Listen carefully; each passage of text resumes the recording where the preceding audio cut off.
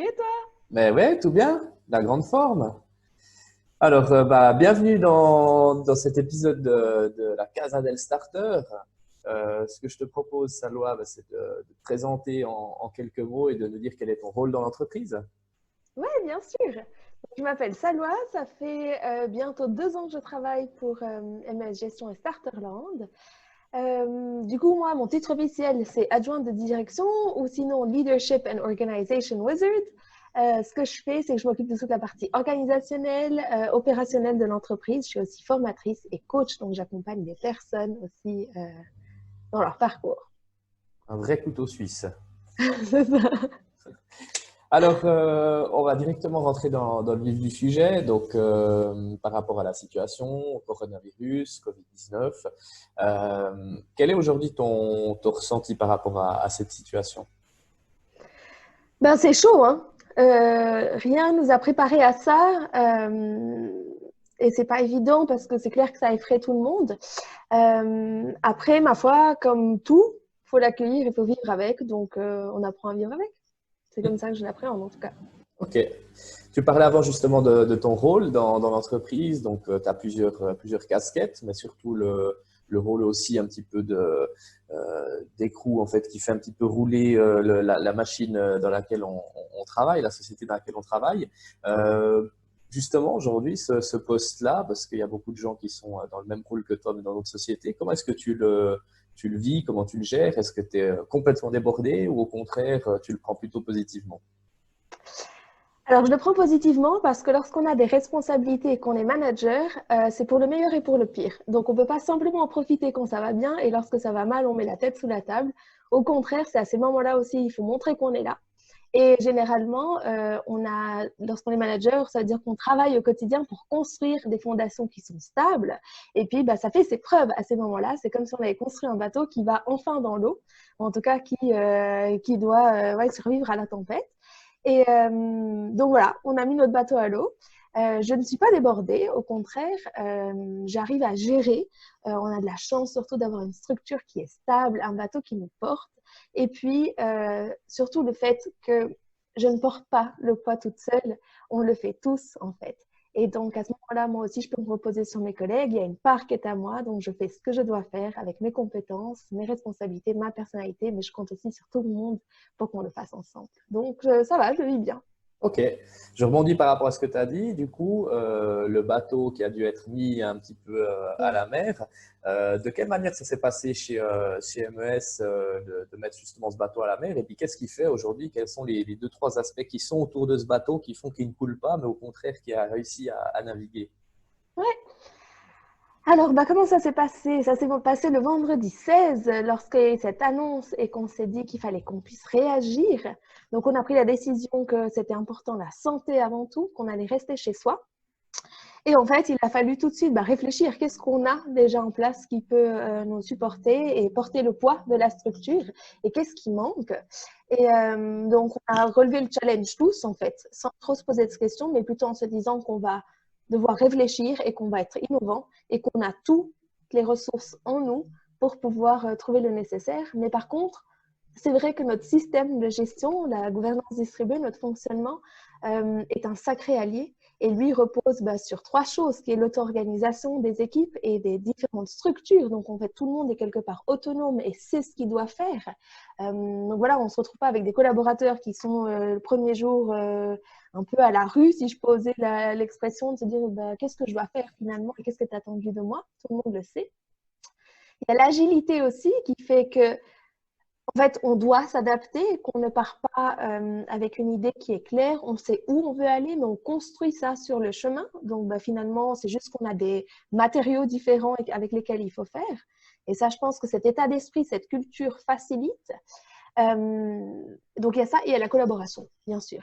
Parce qu'une entreprise, c'est des êtres humains avant tout. Et si on n'a pas cette capacité de collaborer entre nous, d'aller chercher les informations qui nous manquent et de communiquer pour aussi se rassurer, pour aussi se soutenir, je pense qu'on a du mal. Donc, on a de la chance d'avoir cette structure déjà en place et qui nous a grandement aidés. Je ne sais pas ce que tu en penses, mais Hmm. Ouais, je suis journaliste aujourd'hui. très bien. Mais en effet, c'est plutôt un très très bon truc. Alors, j'ai entendu le mot gouvernance distribuée. C'est un mot que j'aime particulièrement bien. Et pourquoi pas approfondir ça maintenant, nous donner un petit peu plus de détails sur ce qu'est la gouvernance distribuée pour ceux qui se posent la question et de quelle manière est-ce que ça peut se mettre en place pour les entreprises.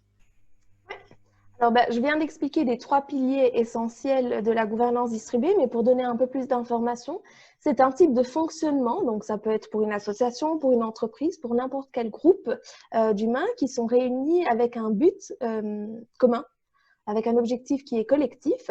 Et en fait, ce type de fonctionnement, il est participatif. Donc, c'est hyper intéressant parce qu'en fait, il va vraiment se calquer par rapport aux organismes vivants où les choses sont de manière circulaire et les choses évoluent constamment, d'où cette agilité dont je parlais. Donc, en fait, on a des cercles, c'est comme ça que ça s'appelle, et c'est ce qui se représente surtout un département dans une entreprise classique. Il y a des cercles aussi qui naissent et qui sont éphémères parce qu'ils sont liés à un projet. Et entre eux, ces différents cercles vont venir communiquer les uns avec les autres grâce à des personnes qu'on va appeler des premiers liens. Et en fait, c'est un peu notre système de hiérarchie, ces premiers liens. À savoir que la hiérarchie, dans ce type de fonctionnement, elle est due à des compétences, à une expérience et non pas à un pouvoir. Et donc, c'est le collectif qui fait la force et c'est le collectif qui décide ensemble pour faire avancer la machine. Donc, on peut imaginer plein de petits rouages qui sont mis bout à bout et puis qui vont créer cette circularité, en fait, l'avancement.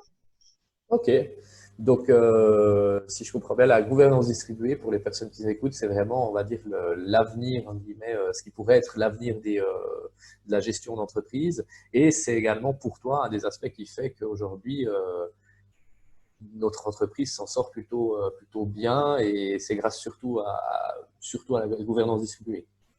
Oui, complètement. Et j'aime bien ce que tu dis avec le fait de l'avenir. Alors, bien sûr, tu posais la question tout à l'heure, une entreprise qui veut se lancer dans ça, qu'est-ce qui est important? C'est la culture, avant tout, parce que c'est un état d'esprit, c'est une culture, il faut s'habituer à ça. L'individualisme est mis de côté dans ce type de processus. Au contraire, en fait, il est valorisé pour ce qu'on a apporté, mais le collectif passe d'abord.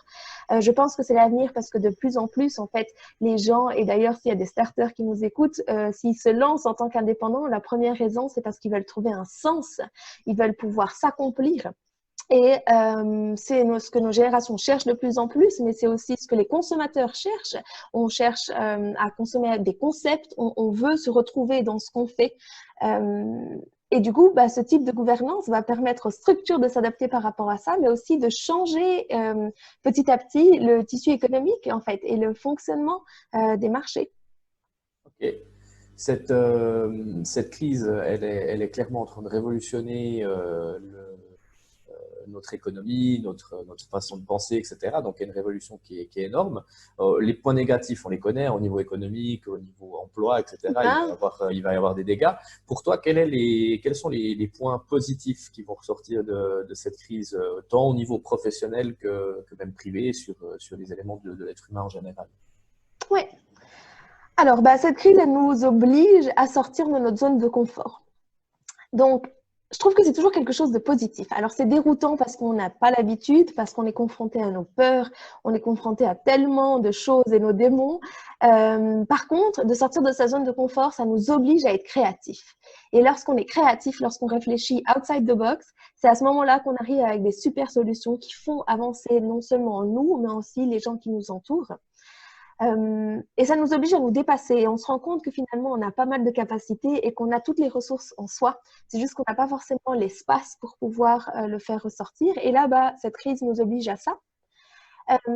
Après, moi, je suis très attachée aux questions environnementales aussi. Et le type de management que je pratique et auquel je crois est très basé sur l'environnement. Il y a plusieurs piliers. Il y a la terre, l'écologie, il y a l'humain au centre avec les sociétés et il y a l'aspect économique. Et en fait, on ne peut pas dissocier les choses les unes des autres et on se rend compte qu'avec une réponse de la nature, avec ce coronavirus, et finalement, on est dérouté et on se rend compte que nos valeurs sont plutôt sur l'humain plutôt que sur l'argent. C'est notre priorité numéro 1. Et peut-être que c'est l'occasion de se dire, OK, on a tester ce fonctionnement, ce système. Il y a des choses qui sont ultra positives qu'il faut garder. Il y a des choses aujourd'hui qui arrivent à échéance. Et en fait, c'est intéressant de pouvoir se poser ces bonnes questions. Ça nous laisse le temps aussi de le faire et de se dire, OK, comment est-ce que je veux réinventer demain? Dans quel monde est-ce que je veux vivre? Et quel humain est-ce que j'ai envie d'être dans ce monde-là? D'accord. Ouais, super. Merci pour cette réponse très, très spirituelle que j'aime beaucoup. Elle me ressemble. Euh, pour toi, qu'est-ce qui fait la beauté de notre équipe par rapport, enfin, qu'est-ce qui ressort pour toi aujourd'hui par rapport à vraiment par rapport à notre équipe en tant qu'assistant de direction, justement? Qu'est-ce qui te saute aux yeux, la nouvelle facette, en fait, parce que tu découvres une nouvelle facette un petit peu de chaque personne. On se découvre aussi, je pense, avec cette crise en restant à la maison. Ouais, On bien apprend sûr. aussi à se connaître énormément. On apprend à connaître des fois les personnes avec lesquelles on vit. Puis parfois, on passe pas bien. De mon côté, ça va. Mais du coup, qu'est-ce qui ressort en fait si tu devais faire ressortir un point où tout d'un coup on va garder l'image du bateau dont on parlait tout à l'heure. Si tu as Ouais. quelqu'un au bord de l'eau puis qui te dit il est super beau votre bateau, ouais, ben, il faut s'inspirer de ça. C'est ça qui est une des pièces maîtresses qui fait la beauté de notre bateau. Alors, je pense que ce qui fait ça, c'est surtout chaque membre en fait de l'équipe. C'est ça qui fait la force de notre bateau. Et c'est ça qui est beau dans l'équipe, c'est qu'on est d'accord sur la direction dans laquelle on veut aller. On est d'accord sur les matériaux, nos valeurs. Donc ça, c'est contractuel entre chacun d'entre nous. Maintenant qu'on a identifié notre raison d'être, après, c'est chacun qui a un espace, en fait, où il peut complètement s'exprimer, exprimer qui il est, avec ses forces, avec ses craintes, avec, j'aime pas dire ses faiblesses, mais parce que là, on est confronté à l'humain quand même, avec des craintes, des peurs. Donc, ses points d'effort, en tout cas, les points qu'il veut améliorer. Et on arrive comme on est. Et lorsqu'on a cette force de pouvoir dire, OK, moi je suis là, entier, j'apporte ce que j'ai à apporter, mais j'ai aussi des craintes et j'ai aussi besoin des autres, et qu'on a cette humilité de le faire et d'être à l'écoute les uns des autres, eh ben, je trouve que c'est une force qui est extraordinaire, parce que rien ne nous arrête en fait. On est là comme on est et on est juste prêt et d'accord d'aller dans la même direction. Et après, c'est la magie qui opère entre chacun d'entre nous, finalement, et moi, je suis hyper fière de faire partie de cette équipe et de travailler avec ces gens dont j'apprends beaucoup et qui m'inspirent continuellement. Donc, Ok, c'est notre beauté, je pense. super. Si maintenant tu as un starter ou un entrepreneur qui t'écoute et puis qui est un petit peu dans le dur avec cette période, ça serait quoi ta petite astuce du jour, ton conseil du jour? Conseil du jour, bonjour. Le conseil que je pourrais leur donner. Je pense que c'est difficile. Pour les starters, c'est hyper difficile. Il y a une certaine précarité et aussi, je pense, le fait qu'ils soient seuls. Et de garder la tête hors de l'eau. On parle beaucoup de être positif continuellement. Je ne suis pas toujours pour cet ultra-positivisme parce que quand c'est dur, c'est dur. Et je pense qu'ils sont dans une phase où ils éteignent surtout des feux, où ils sont dans des craintes, des peurs. Et moi, le conseil que je leur donne, c'est de prendre un pas en arrière et en fait, pour lever la tête et se rappeler pourquoi ils font ce qu'ils font. Parce qu'ils sont leur source de motivation aussi.